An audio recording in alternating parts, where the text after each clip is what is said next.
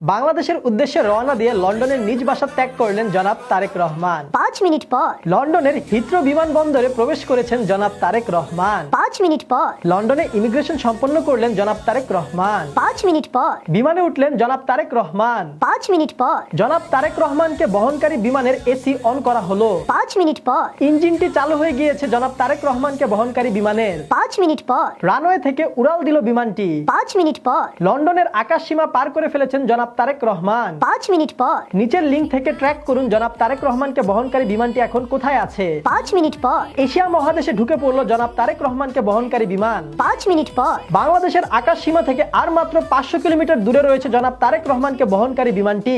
5 minute পর 400 kilometre, 300 kilometre, 200 kilometre, 100 kilometre, 50 kilometre, 10 kilometre, 1 kilometre. 5 minute পর সিলেট দিয়ে বাংলাদেশের আকাশ সীমায় প্রবেশ করলো জনাব তারেক রহমানকে বহনকারী বিমানটি। 5 মিনিট পর বাংলার আকাশে দেখা গিয়েছে তারেক রহমানকে বহনকারী বিমান। 5 মিনিট পর ঢাকা থেকে দেখা যাচ্ছে জনাব তারেক রহমানকে বহনকারী বিমানটি। 5 মিনিট পর হযরত শাহজালাল এয়ারপোর্ট থেকে দেখা যাচ্ছে জনাব তারেক রহমানকে বহনকারী বিমানটি। 5 মিনিট পর এয়ারপোর্টে ল্যান্ড করার জন্য চাকা বের করলো বিমানটি।